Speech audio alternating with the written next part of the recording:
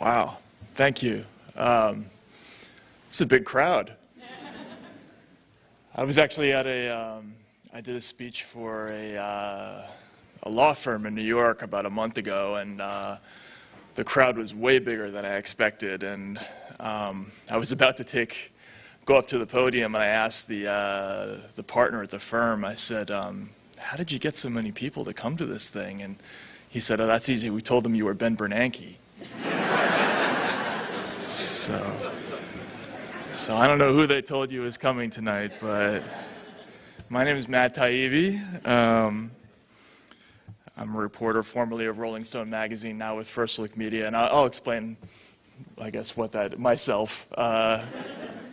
is later. But first, I obviously just want to thank all the folks who brought me here, Kay and her husband Burkhart, and Craig from the library, and everybody who had a hand in helping me come here today. Okay. Is that better? All right. So I have a new speech for you all tonight, because I had a speech that I had written for this book tour. I've actually used it a few times, and I threw it out this morning. I was dissatisfied with it. I thought it turned out to be not entirely honest, and so I'm kind of trying to tell you all a little bit of a different story about the backstory for this book, because there's sort of an interesting backstory to this book.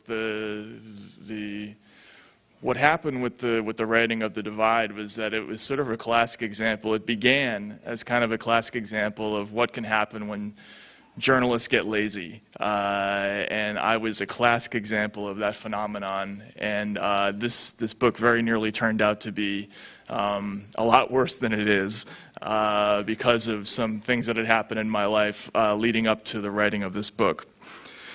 So I should really go all the way back to the beginning, because 6 or 7 years ago, I had no knowledge about anything in the financial services sector about which this book is significantly concerned.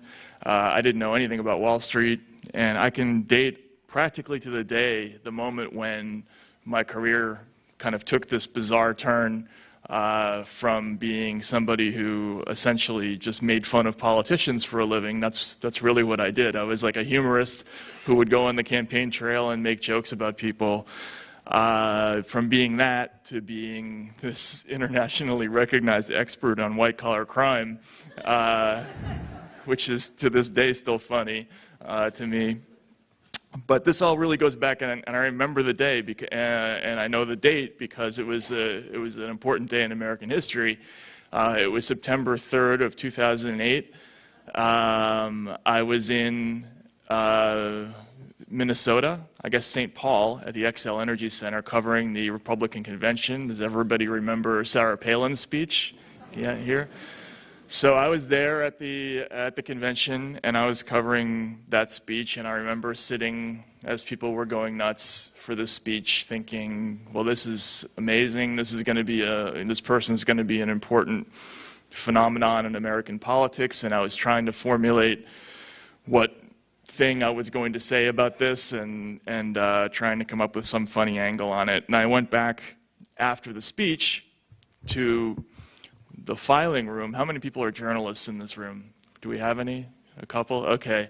So the filing room is always like this windowless hole that they find in any event, in any location where they stick all the journalists, and you're supposed to write your story after the event, in basically this little cage where they keep the journalists. And so I went back there, and I was with all the other campaign reporters, and I logged onto the internet, and I was sitting down to write my Sarah Palin story when I look on the internet and I see all these news stories about how the international economy is melting down. And I was completely mystified by it, and I was trying to figure out what was going on, and all I could get was that it had something to do with mortgages, and who knows what it was, and there were all these venerable companies that were going to go out of business tomorrow unless we gave them, $100 trillion or something like that. And I remembered looking to my right And there was seated there a very prominent, I'll just call him a reporter for a prominent East Coast news publication. And I said to him, dude, are you reading the news? Like, the world is ending. And do you know anything about this? Or do you know what a subprime mortgage is? And I remember he was typing already, and he looked up at me, and he goes like that, like, whatever, right? Like, that was his response. He didn't care at all. He gave me the whole thing. Has everyone seen the movie Clueless? Yeah, like, whatever. So I was deeply disturbed by this moment, because obviously journalists, our job is to pretend to be experts about things we know absolutely nothing about. But this was going far beyond that. Here we were in the middle of a presidential election that was becoming more and more about the economy, and the economy was melting down, and not one of us had even the faintest clue about the causes of it. And the more I read in the newspapers, the less I understood. All the news stories about the causes of the 2008 financial crisis were written in this totally impenetrable, camouflaging jargon, where it was impossible for an ordinary person to make head or tail of what was actually going on. And I got some word ahead of time from my editors that as soon as the election was over, that I was going to be assigned to cover this phenomenon and to write a story about what the causes of the crash were, which of course sent me into this terminal panic, basically, because I could not understand the story for the life of me, and now I was going to have to become, again, an expert at length in Rolling Stone, because we don't do anything, at 300 words. It's always 5,000 words. So I was imagining 5,000 words of ignorance. And so I started. Journalists are basically like professional test crammers. We don't know anything. We try to learn it all by the next morning by studying up. And so I got all these books. I started at the very beginning. Wealth of Nations.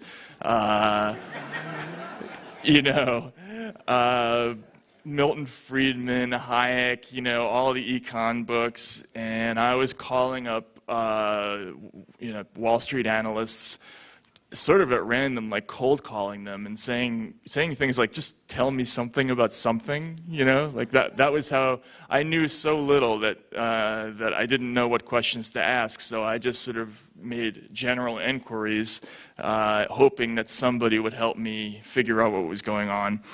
And nobody could. It was all the same stuff. Nobody could make any sense of the whole subprime mortgage thing for me. And then finally, I got very lucky, and I found this guy who was a former trader for Credit Suisse, who had an interesting sideline hobby, which is that he made these very mean and funny cartoons about the banks on the internet in his spare time. And so I figured, if this guy can do cartoons, then he can probably help me.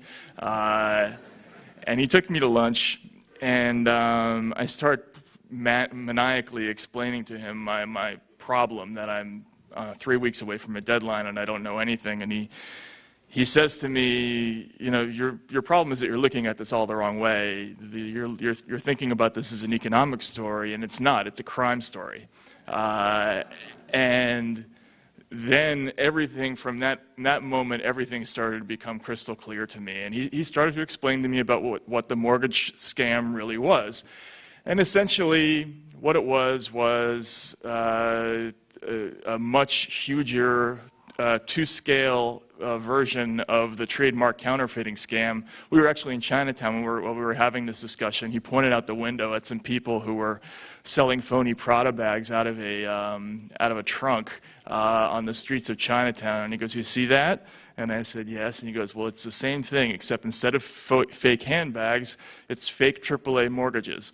And he starts telling me this whole thing about how what the banks were essentially doing was they were lending billions of dollars to these fly-by-night subprime companies like Countrywide, which in turn were fanning out into middle-class and lower-income neighborhoods, giving mortgages to anyone with a pulse. I remember talking to one mortgage broker who worked for a Countrywide-like company, let's say, and he told me that his strategy was to go to the 7-Eleven at night and hang around the beer cooler, and that was how he found customers for his subprime mortgages.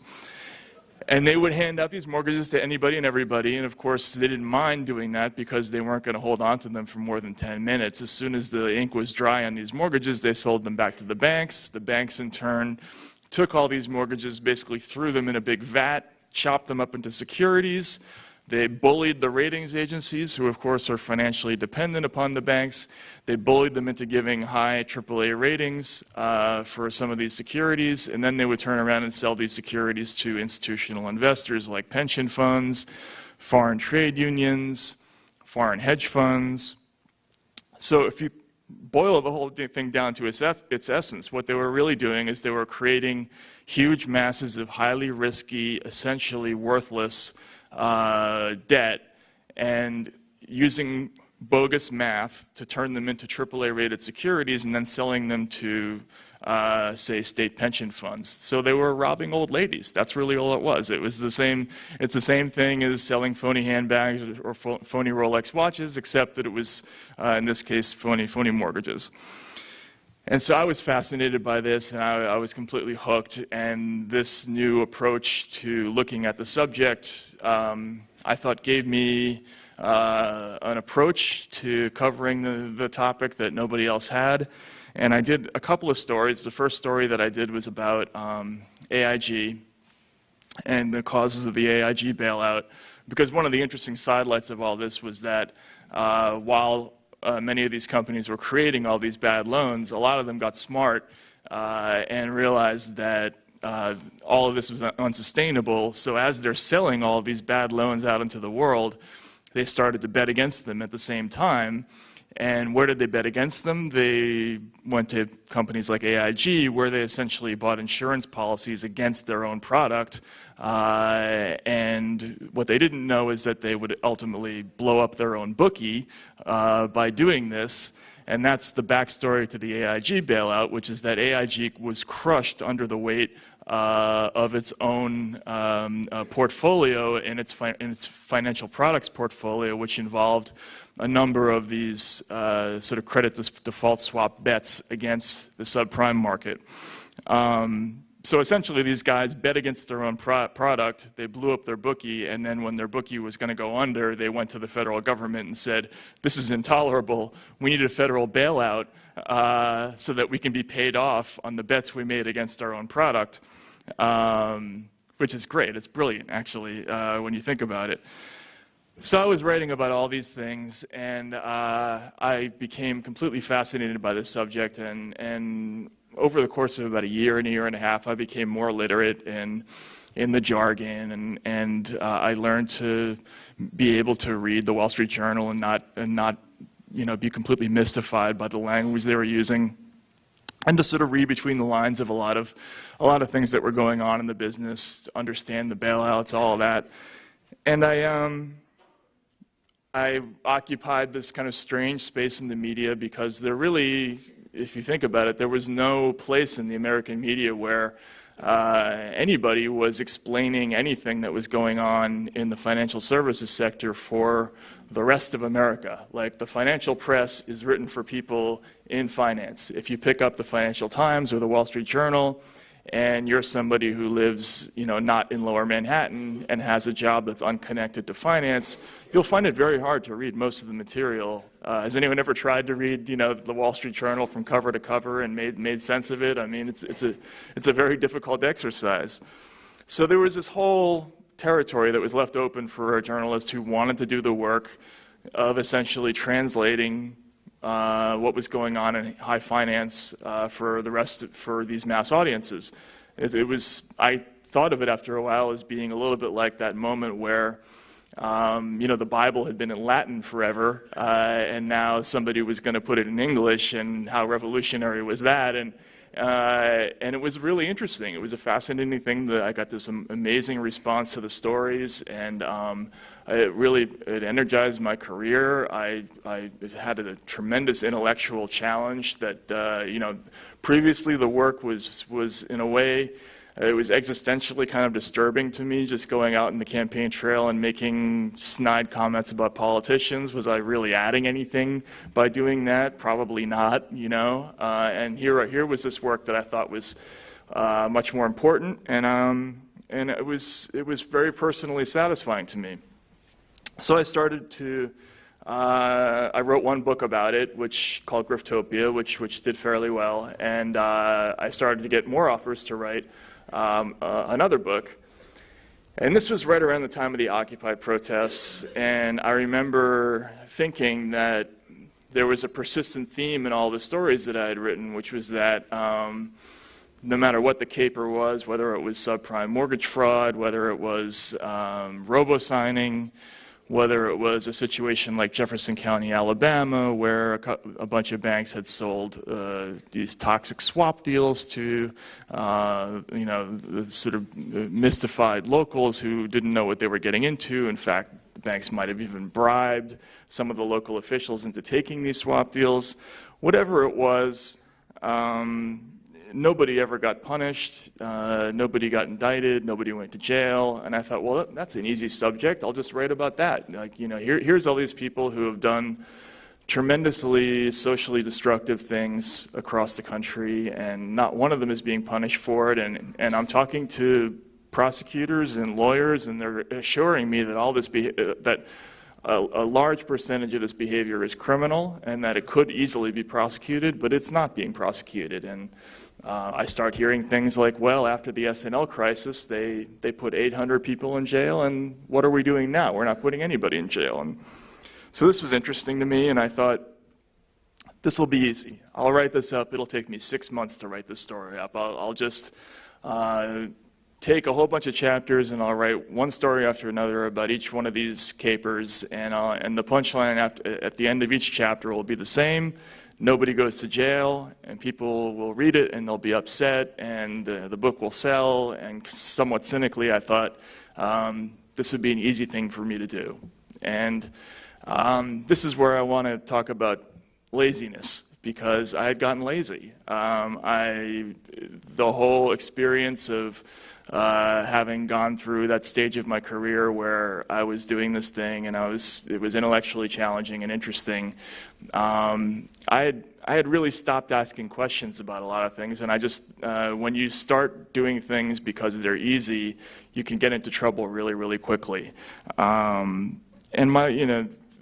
just to do my due diligence at the time, I decided that it was important just to cover my bases rhetorically as I tell this infuriating story of people who commit fraud in the billions and don't go to jail for it, that I should find out a little bit about who does go to jail in America and why, and how the criminal justice system works, and that I would have to re-educate myself about yet another thing where I wasn't an expert. And so I started sort of traveling across the country and spending a lot of time in courts and in police stations, talking to people who had been in prisons, talking to immigrant lawyers, and I was completely overwhelmed by how much I didn't know about what ordinary people went through when they had to go through the criminal justice system. I was sort of happily, living through this whole period of my life in a weird kind of twisted way. The financial crisis had been a huge boon to me personally, and I hadn't been paying attention to this other thing that apparently had been going on for decades in this country that I didn't know anything about. And just to give you an example, like one of the first stories I learned about when I was in New York, I went to a public defender's office and I found out about a mentally disabled 13-year-old African-American boy who had been picked up by the police, thrown in the back of a squad car, and told that he couldn't go home that night until he helped the officers find an illegal gun. And basically this young person didn't know that he could just get out of the car at any time. The officers told them that, their lieutenant was going to get them in trouble if this little boy didn't help them. And the little boy finally tells the policeman that there's a gun at his grandmother's house. And so you can all guess the ending. The police descend upon the grandmother's house, en masse. They arrest everybody there, the grandmother, the kid's brother, the kid. They're all dragged down to the police station. And I start to hear that this is not an uncommon circumstance, that people are just sort of swept up all the time. There's this thing they call the crime squad in New York, and it's dedicated solely to finding guns, and they do extraordinary things to try to get people to give them information, including this. And I started to contrast this behavior to how we, for instance, pursue a high-level offender who might have defrauded people out of billions of dollars, and you think about the aggressiveness of going after a 13-year-old kid and the total passiveness that we bring to going after this other part of the population. And I started to get a little bit more emotionally involved. Then I remember I went to Georgia after that, sometime not long after that, and I heard a story of a woman who was an undocumented immigrant. This story's in the book, actually. She got in a car and she went to the supermarket to buy groceries for her kids. She gets rear-ended on the way home, and she begs and pleads with the person who she's involved in the accident with.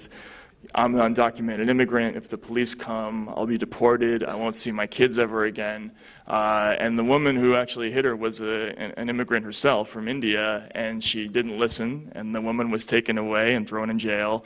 And over the protestations of the local ministry, who had known this woman from church because she had been in the country for 10 years, this woman went through the whole process of deportation proceedings. She ultimately prevailed in the case, but it took quite a long time. She was separated from her kids for a long time. Similarly, I met a woman in Los Angeles. This story is also in the book. Her husband was involved in a fight with some gang members in his neighborhood. He was actually a working man. He was mad about these guys selling drugs on his corner.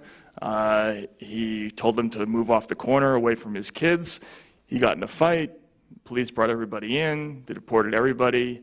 And the woman never saw her husband again. And so now she's left with six kids, all by herself, doesn't have any means of taking care of them. And they all get evicted. They're living in a car, but it turns out that you can't have a car legally in the state of Los Angeles if you're undocumented, because you're not allowed to have a driver's license. So she gets arrested for that. The fine that she has to pay initially is $1,700. That's another persistent feature of this, is that whenever you start to see fines in this segment of society, they're always outsized. They're always incredibly high compared to the ability of people to pay.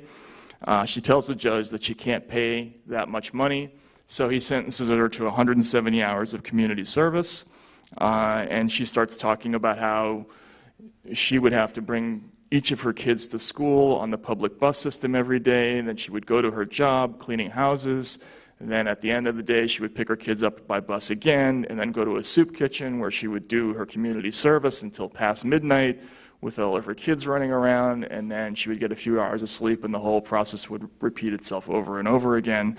And she talked about crying herself to sleep at night, every night for 3 months.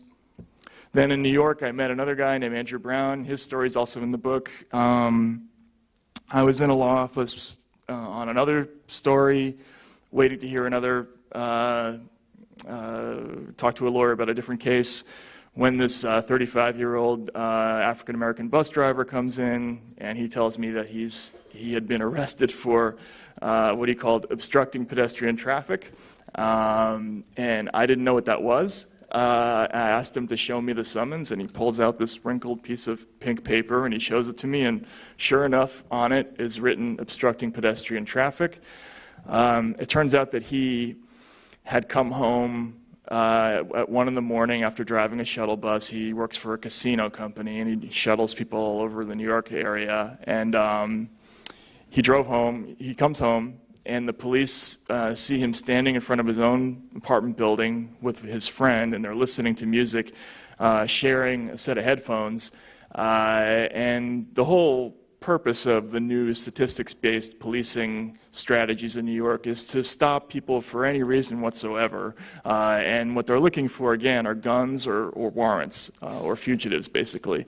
And they stopped these two, and the ostensible reason was that they were, quote-unquote, obstructing pedestrian traffic. Even though it was 1 in the morning, there was nobody else on the street, and they were just standing there in front of their own apartment. Of course, neither of them had guns, neither of them had warrants, so theoretically what they do is they throw all the innocent people back after they kind of throw this big net over these communities, but they don't always do that. Instead, what I found out is that in practice, they just proceed with whatever these ridiculous little cases are, and they force people to go through the process of either pleading to these ridiculous offenses or fighting them out. And so Andrew had to go through months and months and months of court appearances where he was continually unable to convince his own lawyer that he was innocent of the offense of standing in front of his own house. And they kept asking him, well, will you take a $50 fine? It's only $50. And he would say no, and they'd say, all right, fine. How about 25? And he would say, no, I'm not guilty. I'm not going to pay this fine. And I watched this whole process from beginning to end. It took months. It wasn't until the very end of this process, and the judge finally asked the policeman on duty, was there anybody on the street that night? The policeman sheepishly admitted, no, there was not, Your Honor. And he said, oh, well, in that case dismissed, I guess. And, and he kind of gavels it out, and Andrew was let go. And that's how long it took for this guy to get out from under the case of standing in front of his own house. And so I got to admit, that my sort of white guilt-o-meter just went through the roof after this. I had lived in New York for 10 years. I'd never asked enough questions about what was going on in the other boroughs. I never got stopped by the police for anything. And it turns out that for other people, there's a completely different experience. And so, and I realized that this reflected very badly on me, both as a person and as a reporter. And it also occurred to me that this had to be, there was no way to write the story about people not going to jail for these enormous crimes on Wall Street without also talking about this other side of the coin, about this sort of gigantic, mindless punishment machine that we have for people without means. And the whole process of this book became basically a gigantic juxtaposition where what I really wanted to do was have people go through the same process of discovery that I did. And I figured that if people could see these stories side by side over and over again, that they would, I wouldn't even have to make an argument about how unfair it all was. You could just sort of see it for yourself.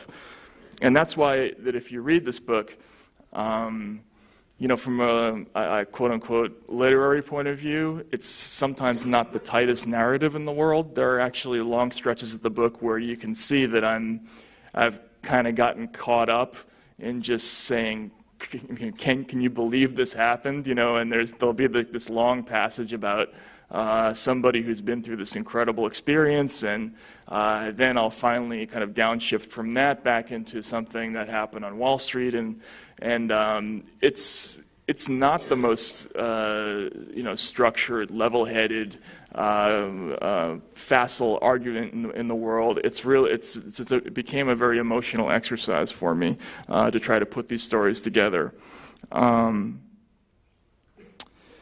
so. So that's what this whole thing is. It's a big exercise in sort of placing like stories side by side. Like for instance, you have a woman who loses custody of her kids for accepting $800 too much in welfare, and she may also suffer a small jail sentence. In fact, there was an amazing case in Ohio involving a woman who had lied about where she lived. She claimed that she and her kids lived with her father in a neighboring town where they had a better school district. because she wanted her kids to go to a better school. When this came to the attention of the authorities, the judge who was the one ruling on her fraud case said that it would outrage justice if this woman did not get a jail sentence. And so she was sentenced to 15 days in jail.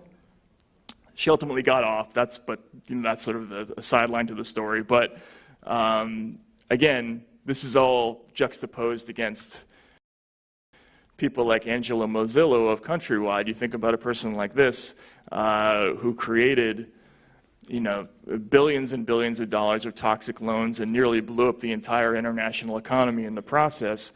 And not only was he not charged, not only did nobody ever consider taking his kids away from him, but the civil case that they finally did bring against him ended up fining him something on the order of $49 million.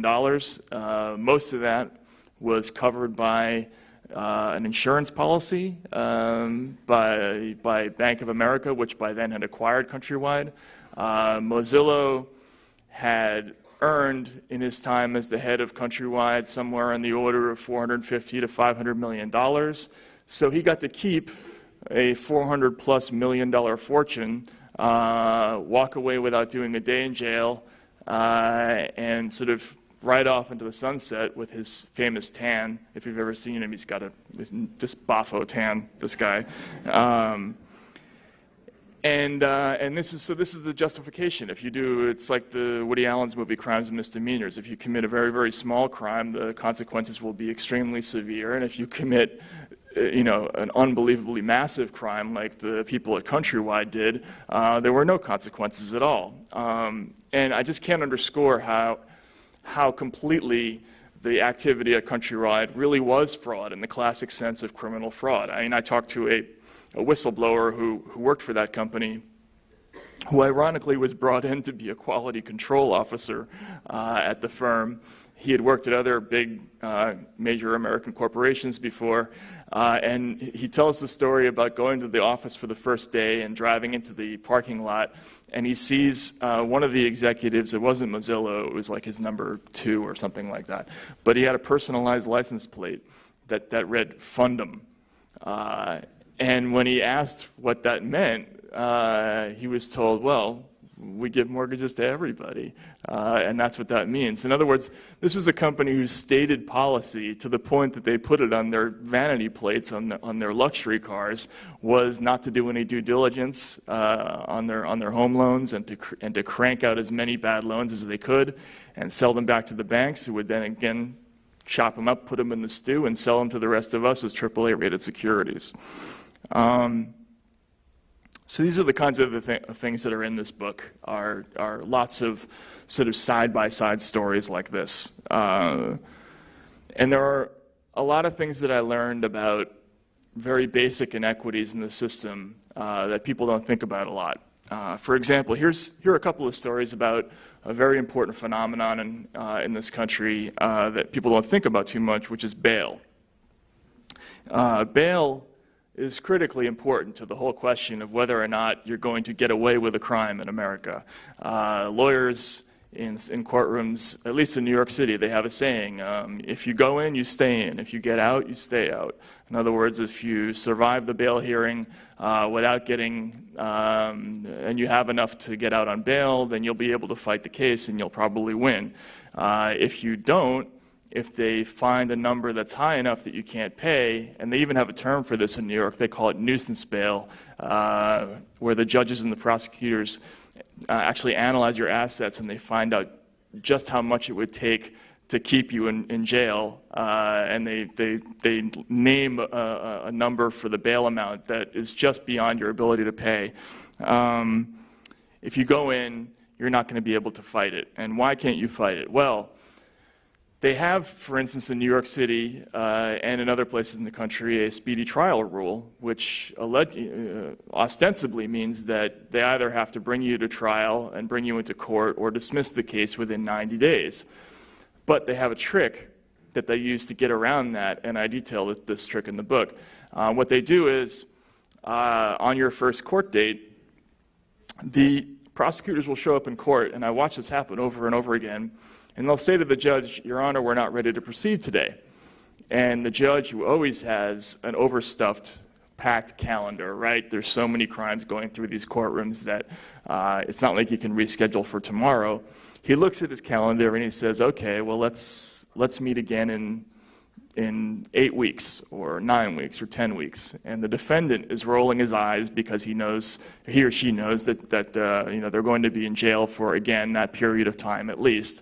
And the prosecutor agrees, and they go away. And then what happens the next day is the prosecutor quietly files a document called a certificate of readiness, which attests to the court that while we were not ready to proceed yesterday, we are in fact ready to proceed today, if you had to. So the court doesn't charge 60 or 70 days of that 90 days, doesn't charge the prosecutors that amount of time. They only charge them for 1 day toward that period. So even though technically you're supposed to either be convicted or out of jail within 90 days, they can actually keep you in jail more or less infinitely by reusing this process over and over again. So if you don't have enough money to get out on bail, you're going to be in there a while. And this is sort of the four-corner offense of misdemeanor prosecution in some big cities.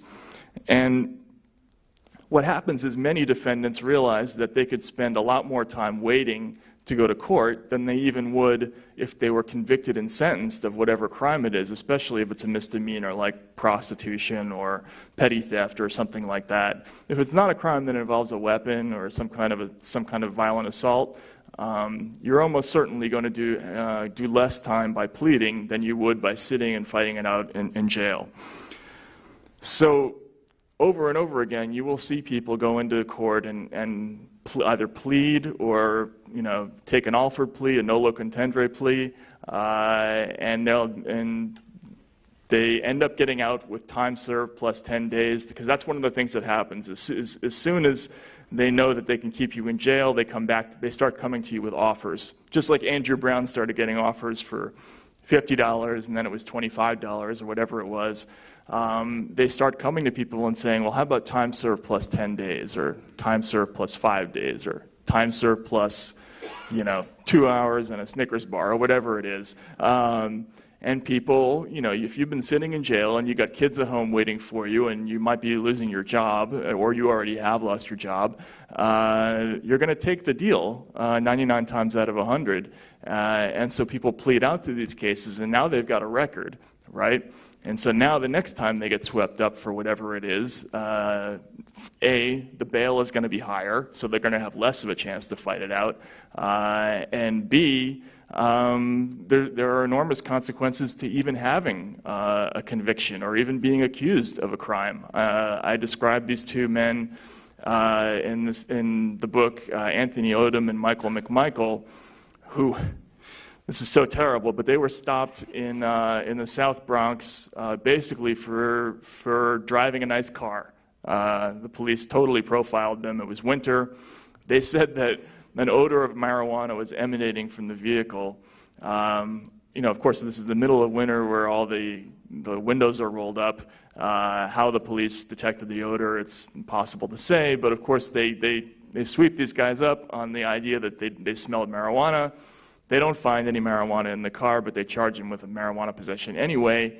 And they're in the system for 1.5 years before the case goes away. But in that time period, one of them, Anthony Odom, had been applying for a job as a driver for the MTA system, and you can't proceed with an application for a state job if you have a drug case hanging over your head, and so he lost a chance at that job.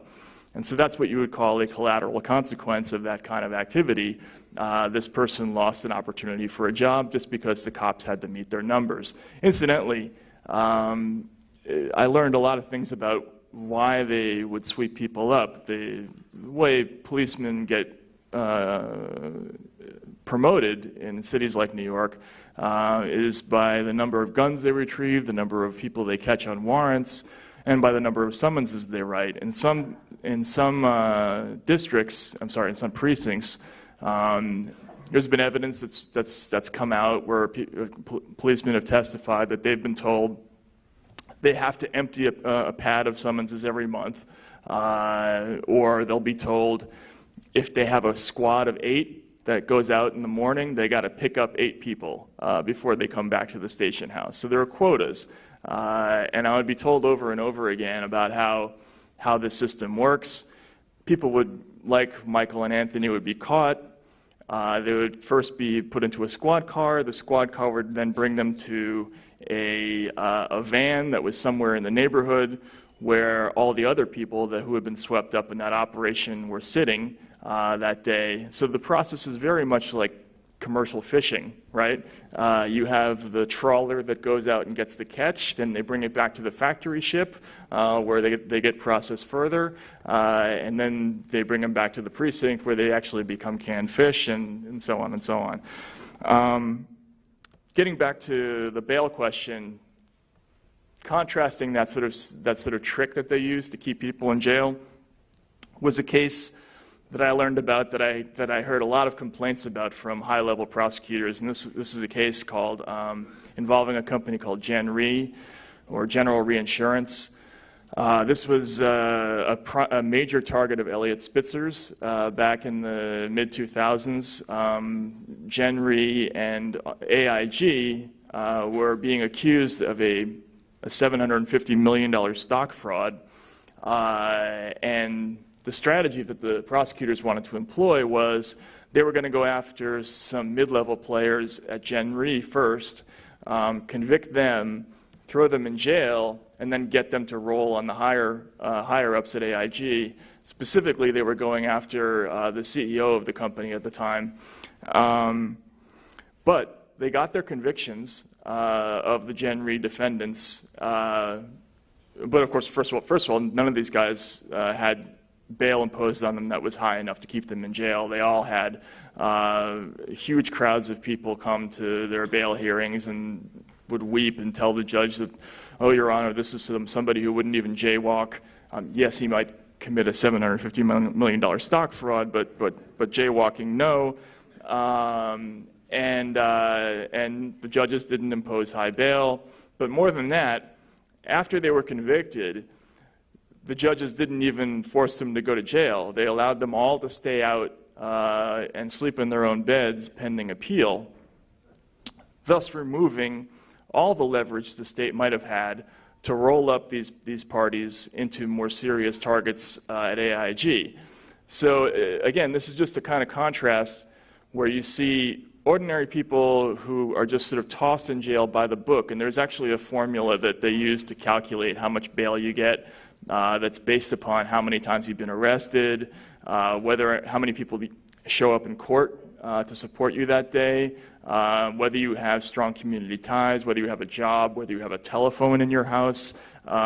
There's literally a formula. So there's this sort of long Congo line of defendants who come in for street crimes who come into court. The judge doesn't even look up half the time. He simply announces an amount of bail. They get sent away. The ones who can't afford it get sent away, and they end up pleading. You contrast that with the situation with these high-level targets who were, at the time, the most significant targets in all of Wall Street prosecution, and that's sort of the difference in how bail is employed. Bail is just simply not a factor for people involved in white-collar crimes, but it's an enormous factor for everybody else. Another situation that's important to talk about side by side is repeat offenders. There are no second chances for people who commit things like crimes like welfare fraud. Once you are caught once, you're out of the system forever. You will never get any other kind of public assistance. You'll lose your ability to obtain professional licenses. Members of your family may even be thrown out of their homes if they have Section 8 housing. There's a bizarre anomaly in New York State where they actually teach people in prison how to cut hair, but when they get out, they find out that convicted criminals cannot get a barber's license. Meanwhile, on Wall Street, repeat offenders, there's absolutely no consequence to being a repeat offender. How many people here heard of the HSBC case? Anybody? So this is a case a few years ago in which the largest bank in Europe admitted to laundering, among other things, laundering $850 million in drug money for a pair of Central and South American drug cartels. The behavior was so brazen that they actually had specially fitted holes in the teller windows for drug dealers to slide boxes of cash through. HSBC had been warned. They had violated agreements not to launder money over 30 times in the 10 years prior to that agreement. And in that agreement, it was a deferred prosecution agreement. They paid a fine. Not one person did 1 day in jail, and the only individual consequence for any individual at the company was that some of the executives had to defer their bonuses for 5 years.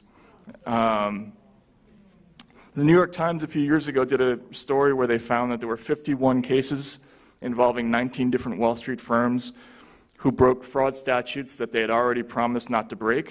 An example would be Citigroup in 2011, which paid a $285 million fine to settle fraud charges.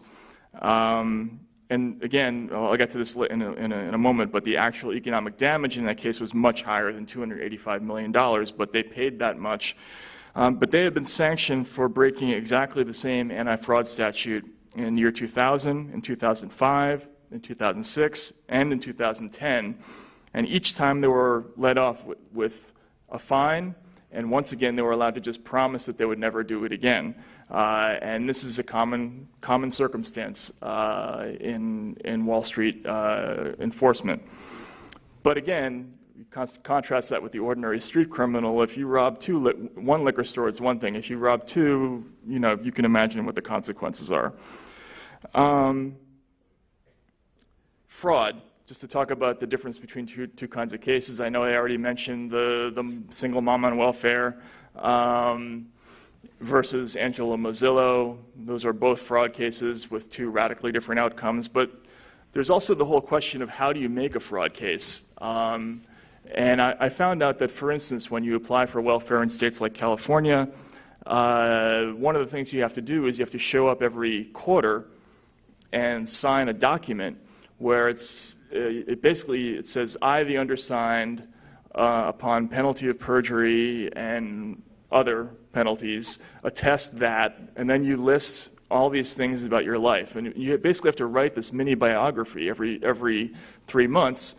And what they're really looking for is, are you cohabiting with somebody? Do you have assets that you're not telling us about? Or do you have side work you're not telling us about?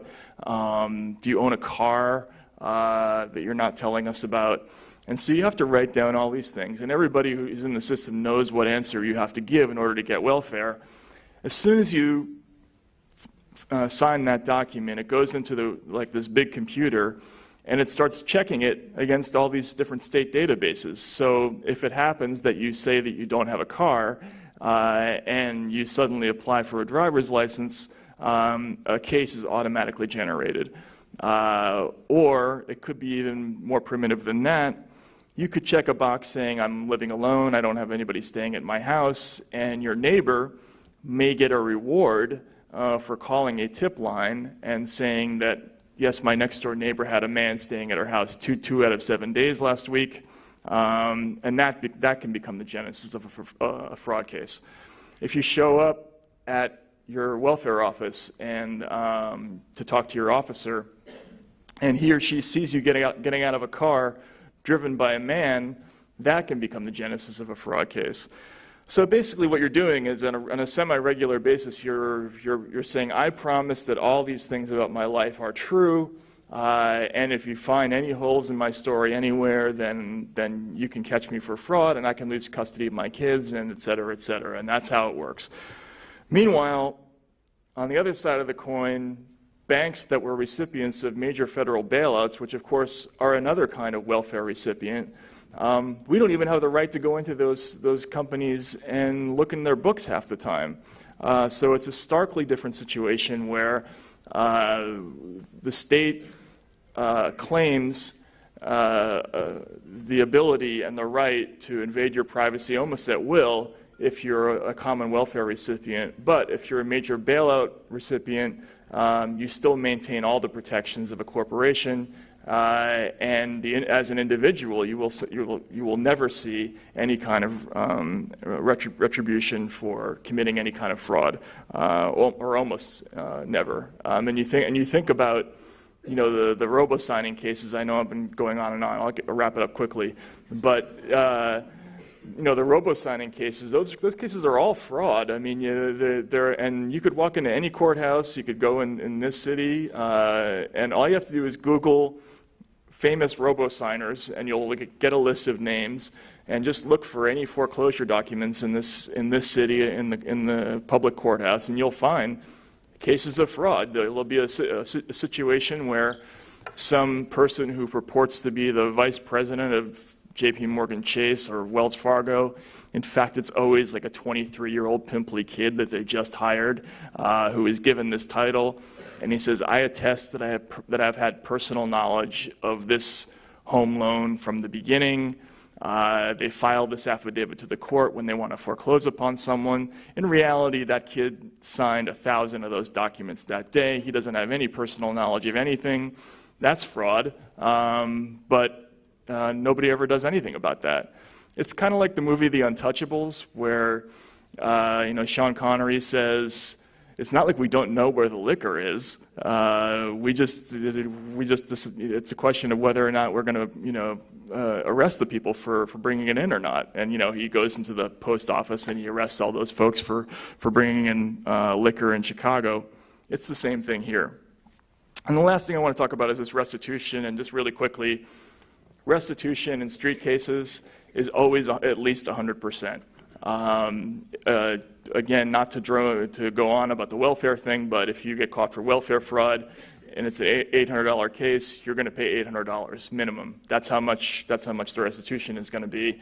I interviewed one man who actually, under the California 3 strikes provision, he was sentenced to life in jail for stealing a $2.50 pair of tube socks.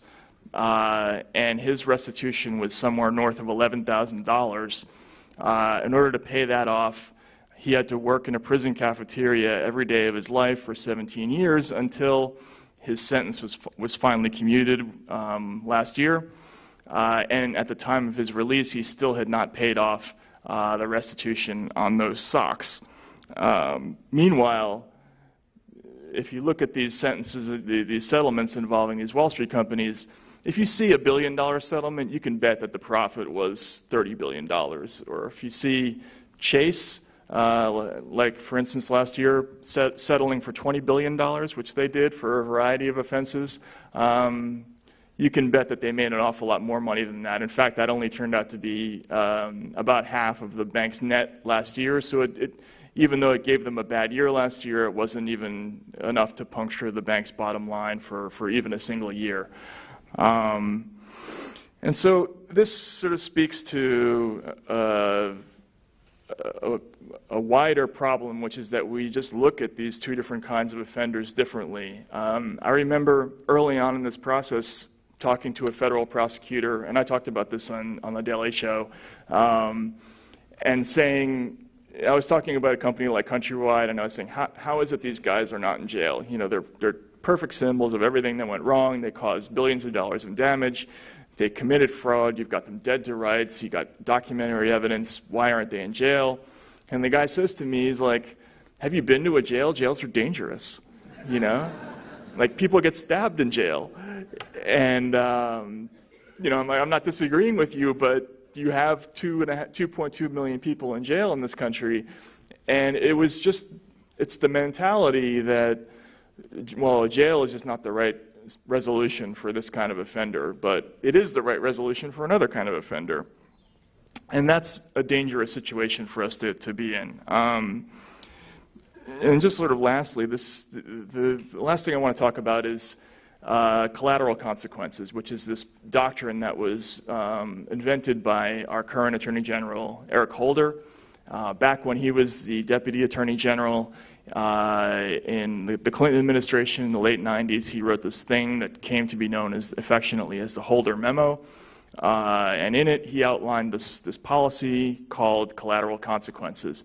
And all collateral consequences said was that if you're a prosecutor and you are worried about the innocent victims of a prosecution of a major company, like, for instance, the shareholders or maybe executives who weren't guilty of the wrongdoing, like, for instance, in HSBC, the guys who weren't laundering money for drug dealers, right? If you're worried about them, if you're worried about the community where the company might have its headquarters, you may seek other remedies, like fines, like non-prosecution agreements, like deferred prosecution agreements.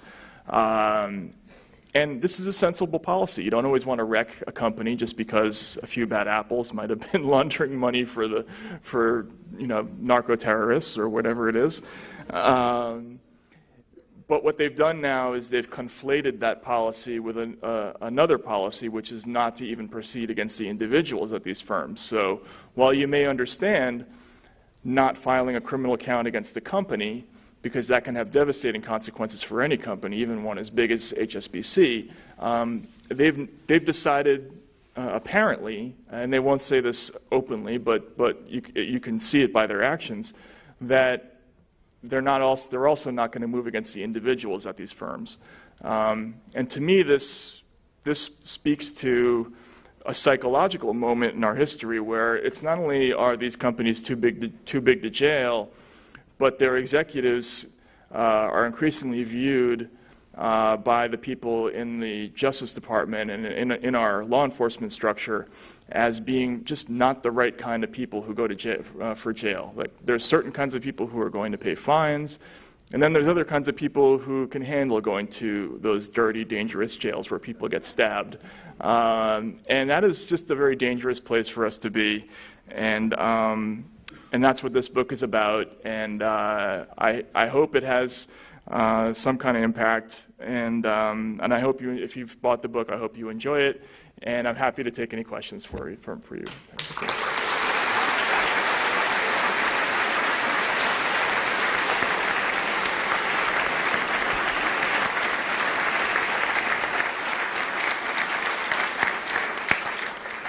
have questions, please come to the microphone in the center aisle.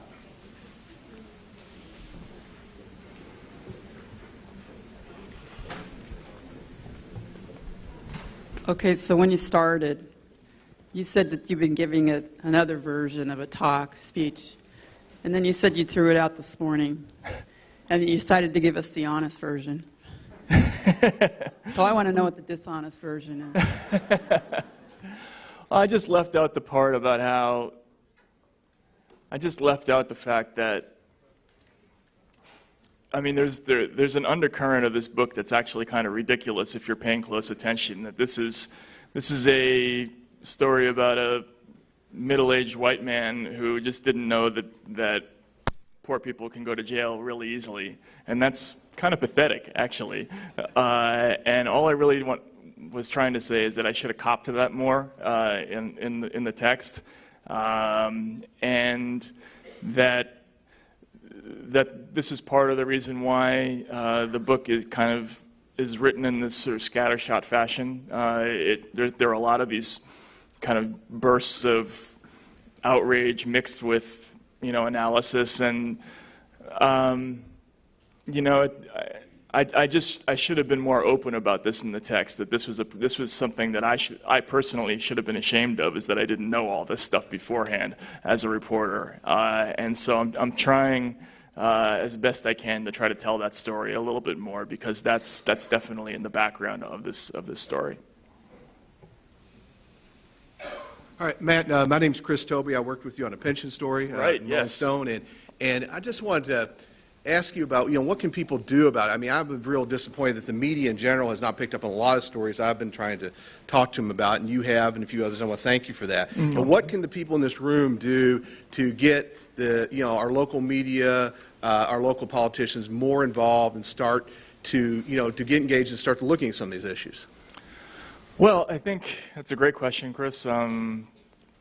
It's hard. I get asked the solutions question a lot, and I'm not great at it. I know, for instance, on the question of too big to fail, and And what are we going to do about these companies that are so big that we can't prosecute them? Well, the obvious answer that even the chiefs of most of the Federal Reserve branches in this country have come to is that we have to break up these companies. Now, how do we, yes, right?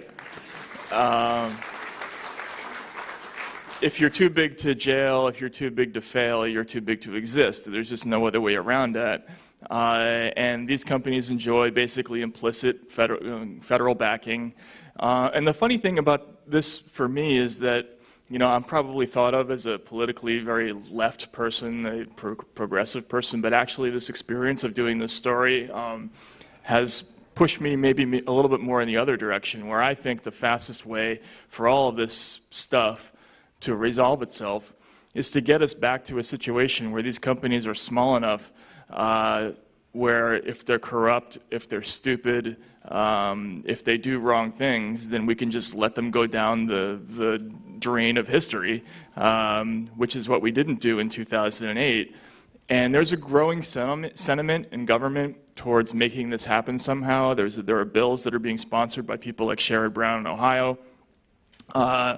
Yes, thank you. To break up these companies, but I think honestly it's going to take another gigantic cataclysm for us to get there. There are a lot of people in Congress who will tell you privately that intellectually they're there already, they agree, but it's a huge step for a member of Congress to take to decide to cut himself off from all the money from Chase and Goldman and all those, and Bank of America and so on, and that's what it would take. A sacrifice, and asking politicians to make a sacrifice is generally a fruitless endeavor. So, but I have some hope that that will happen, and I think that's one important thing that I think that people should be lobbying for. They should be pressuring their elected representatives to think about, and so on. Thank you. A few years ago, Ron Paul introduced legislation to either abolish the Federal Reserve or to audit it. And the House subcommittee had a hearing about the Federal Reserve, and they had somebody in the witness stand who was responsible for overwatching the Federal Reserve. And she testified that there were several $1 trillion missing. Mm-hmm. And I saw the videotape on YouTube. And I haven't heard anything else about that. Well, I mean, it doesn't really matter whether there's money missing from the Fed, since they can just create money anyway. But I completely supported, actually, Ron Paul's efforts to audit the Fed. At the time, I knew a lot about it because he worked with Bernie Sanders on that bill. The audit of the Fed revealed extraordinary information about the bailout, because most people only know about the $700 billion TARP bailout, right? That's what we hear about when they talk about the bailout, right? Mm-hmm. But it turns out that in addition to that $700 billion, there were also $16 trillion in essentially zero-interest emergency loans that were handed out to all these companies at that time. Now we're in another situation where the Fed is propping up the economy through the quantitative easing program, which is pumping $45 billion of money into the financial sector every month, which is having all kinds of strange consequences, because without getting too wonky about this, what QE really does is it buys up all the safe stuff and it forces investors to seek yield elsewhere. So rather than simply collecting savings interest as you might have in the past, now you got to emerge in Brazilian mergers, or you have to invest in the stock market or in something riskier than you did before. And so it's creating, artificially creating all this risk-taking behavior. The banks are making a fortune because all this investment money that's pouring into all these different places, well, if now, as a result of that, you're having mergers in Brazil and India and places like that, who do you think is doing those mergers? It's all these companies. So it's like a welfare program for all these firms. So they're using all these trillions of dollars to buy up other companies. Well, they're using all the trillions of dollars, let's just say, are artificially propping up a lot of things, including the bottom lines of a lot of these firms, everybody is deeply concerned about what's going to happen when they turn that spigot off, and they're worried about what they call the taper. When they taper off this ongoing welfare program, and they're worried that another bubble might burst. So I think the Fed is something that people have to learn about more. They have to learn about its role. It's a strange kind of extra democratic force in all of our lives. I think people on both the left and the right have a common interest in understanding what's going on there, and so it's a good question. But as to permanently auditing the Fed, it took like 100 years or 80 years to even get that little sliver that they got. I wouldn't hold my breath waiting to find out what happened to that money. You sound like a gold bug. Oh, no, I don't know if that's a good thing or not, but yes, thank you. Hello, Mr. Tybee. Hello. It's Matt. I'm sorry. I'm a young journalist, and I'm sorry. And I'm doing my best to bring awareness. I'm currently a news correspondent for a non-for-profit, and I'm trying to do my best. But to be honest, I mean, I feel extremely powerless as an individual, and I'm doing my best to try to bring awareness, try to inform people. And I've done my research, and the only thing I can think of doing, because I know, like you said on The Daily Show, my mom and I watched it last night, that it's a fixture, that this system it's almost not necessarily impossible to tackle, but you have to work from the ground up. And to basically, we're trying to get the power back for the common man. Right. Even though that kind of sounds like you've been accused of being a communist and stuff like that. When you start talking about that, it's people get edgy about it. But what are your thoughts? What are your thoughts on workplace democracy? And because I've seen I think it's an organization called Simco, and there's these different organizations that have basically have open transparency, do profit sharing with their employees, and they allow themselves to have different models where they elect their employers.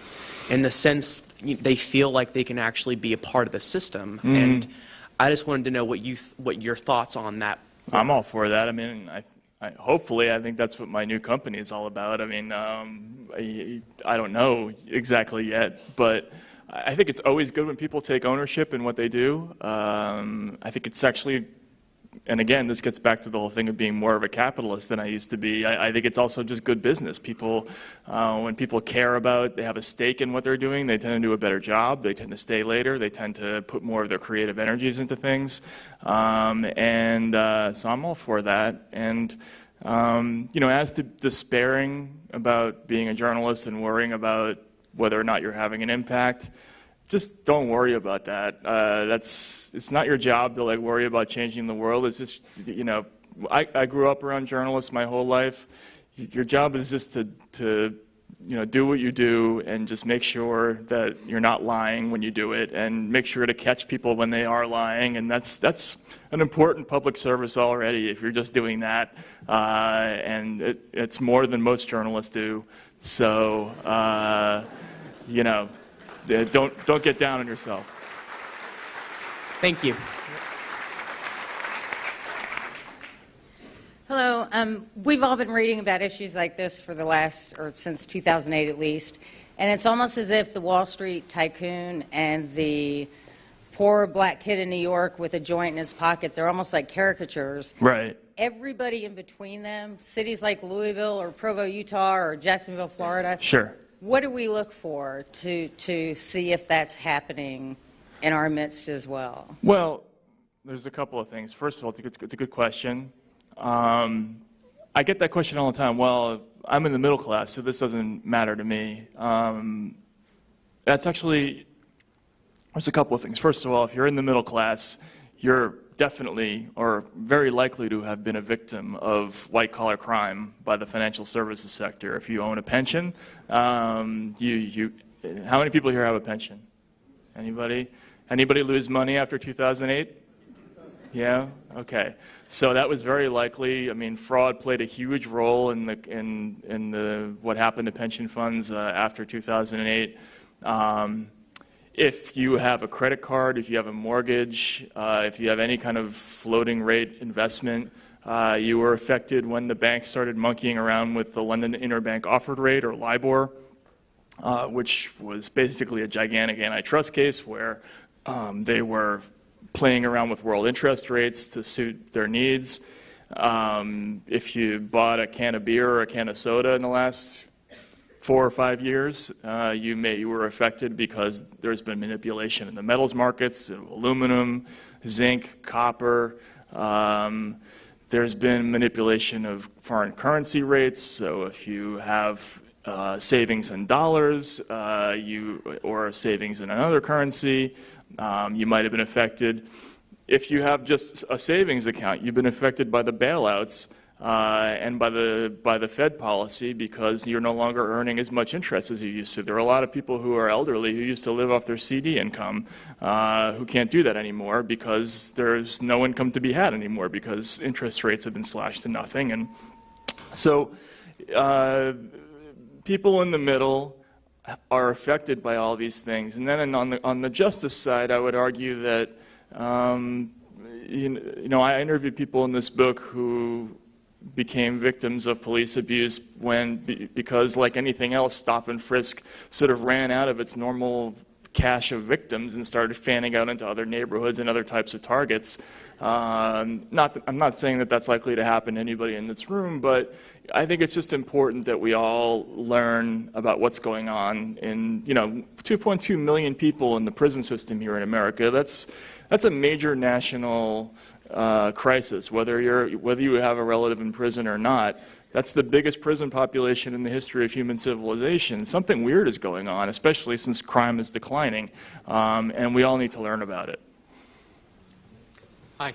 I was wondering if there's, when you speak of restitution, I was wondering if there was a difference on how often that money is collected, where that money actually goes.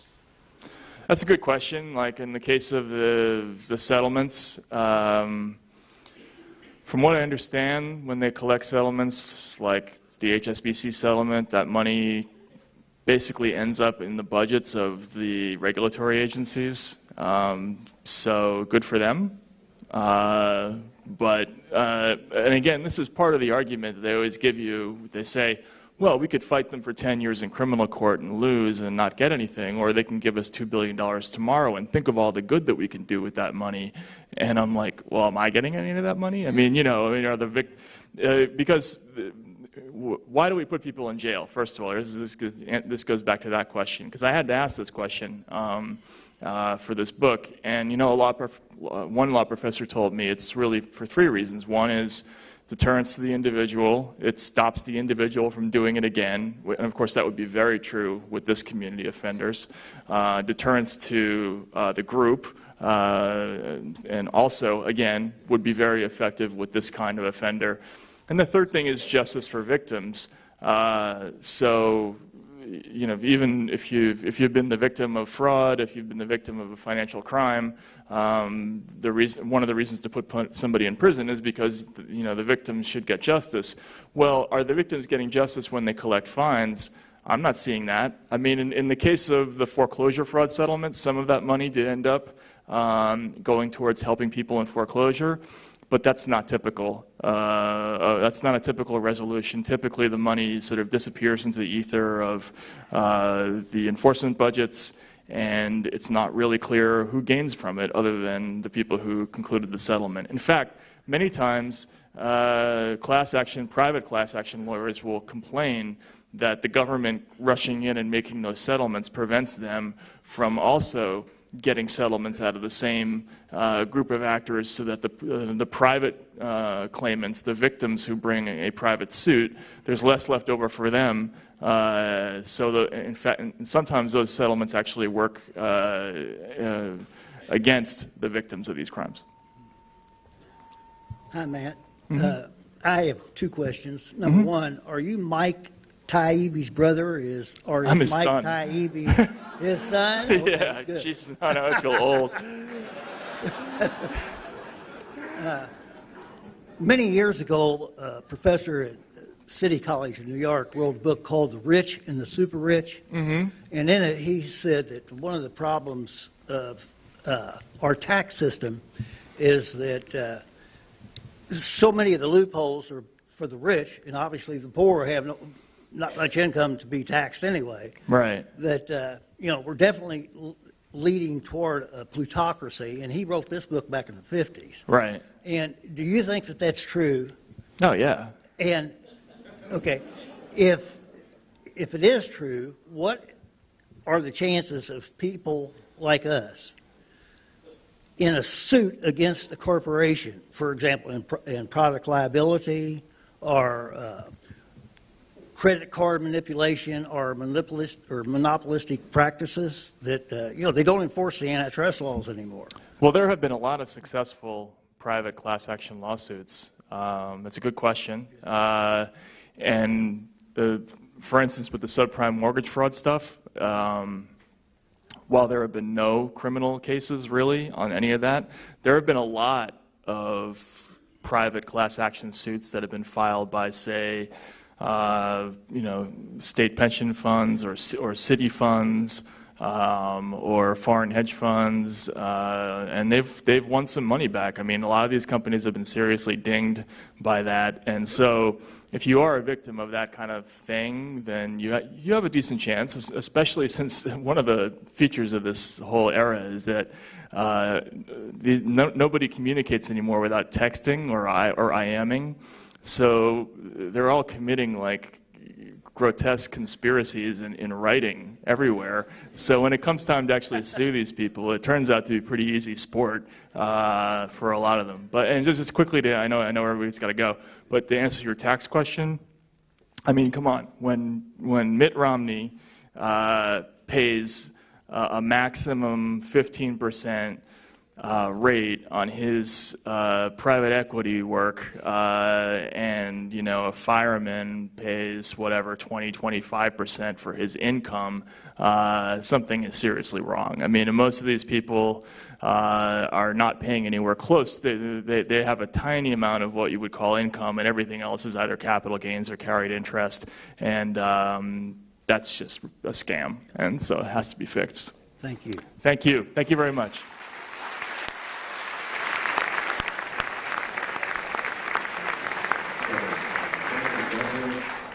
Reading your book, it seems to me that the local police forces, whether in New York City or even here, don't seem to be doing their job mentally in terms of protecting and serving. It just seems like they're being used as pawns also. The police? To spread nets that just capture up people. So I'm wondering, what do you perceive that, is there that sort of mentality that we're working with now in the United States? I think, there are a lot of frustrated, and I know everybody's got to go, there are a lot of frustrated policemen by this statistics-based system. It's a numbingly inefficient way to do things.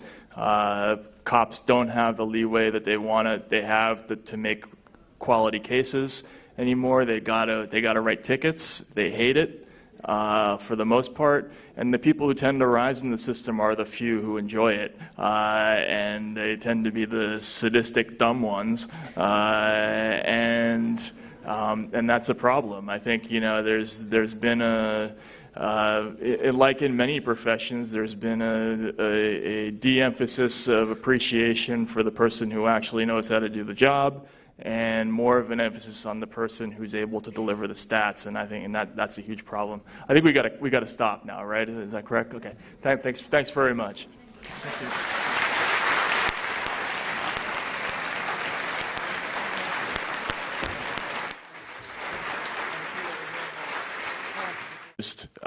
News publication, and I said to him, "Dude, are you reading the news?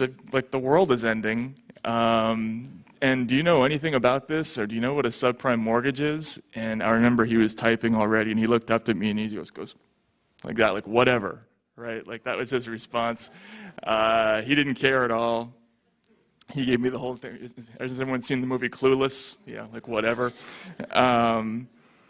So I was deeply disturbed by this moment because obviously journalists, our job is to pretend to be experts about things we know absolutely nothing about. But this was going far beyond that. Here we were in the middle of a presidential election that was becoming more and more about the economy, and the economy was melting down, and not one of us had even the faintest clue about the causes of it.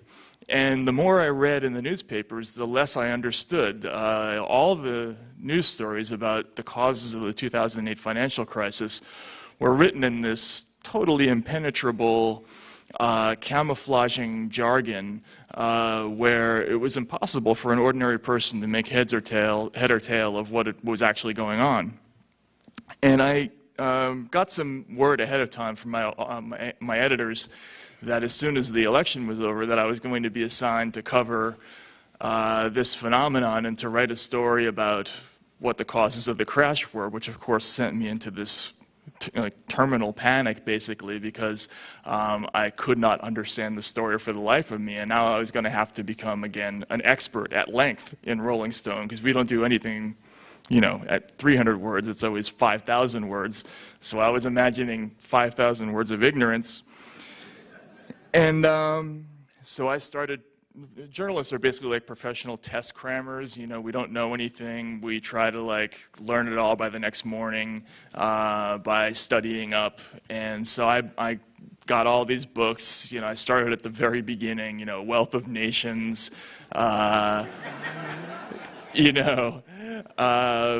Milton Friedman, Hayek, all the econ books, and I was calling up, Wall Street analysts, sort of at random, cold calling them and saying things like, just tell me something about something, that was how I knew so little that I didn't know what questions to ask. So I just sort of made general inquiries, hoping that somebody would help me figure out what was going on. And nobody could. It was all the same stuff. Nobody could make any sense of the whole subprime mortgage thing for me. And then finally, I got very lucky, and I found this guy who was a former trader for Credit Suisse, who had an interesting sideline hobby, which is that he made these very mean and funny cartoons about the banks on the internet in his spare time. And so I figured if this guy can do cartoons, then he can probably help me. And he took me to lunch, and I started maniacally explaining to him my problem, that I'm 3 weeks away from a deadline and I don't know anything. And he says to me, your problem is that you're looking at this all the wrong way. You're thinking about this as an economic story, and it's not. It's a crime story. And then everything from that moment, everything started to become crystal clear to me. And he started to explain to me about what the mortgage scam really was. And essentially, what it was a much huger to-scale version of the trademark counterfeiting scam. We were actually in Chinatown while we were having this discussion. He pointed out the window at some people who were selling phony Prada bags out of a trunk on the streets of Chinatown. And he goes, "You see that?" And I said, "Yes." And he goes, "Well, it's the same thing, except instead of fake handbags, it's fake AAA mortgages." And he starts telling me this whole thing about how what the banks were essentially doing was they were lending billions of dollars to these fly-by-night subprime companies like Countrywide, which in turn were fanning out into middle-class and lower-income neighborhoods, giving mortgages to anyone with a pulse. I remember talking to one mortgage broker who worked for a Countrywide-like company, let's say, and he told me that his strategy was to go to the 7-Eleven at night and hang around the beer cooler, and that was how he found customers for his subprime mortgages. And they would hand out these mortgages to anybody and everybody, and of course they didn't mind doing that because they weren't going to hold on to them for more than 10 minutes. As soon as the ink was dry on these mortgages, they sold them back to the banks. The banks in turn took all these mortgages, basically threw them in a big vat, chopped them up into securities. They bullied the ratings agencies, who of course are financially dependent upon the banks. They bullied them into giving high AAA ratings for some of these securities, and then they would turn around and sell these securities to institutions.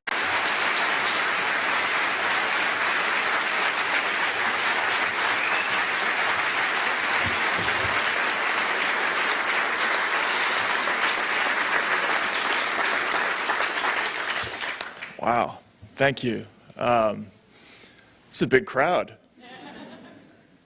I was actually at I did a speech for a law firm in New York about a month ago, and the crowd was way bigger than I expected. And I was about to go up to the podium, and I asked the partner at the firm, I said, how did you get so many people to come to this thing? And he said, oh, that's easy. We told them you were Ben Bernanke. So I don't know who they told you was coming tonight, but my name is Matt Taibbi. I'm a reporter formerly of Rolling Stone magazine, now with First Look Media, and I'll explain, I guess, what that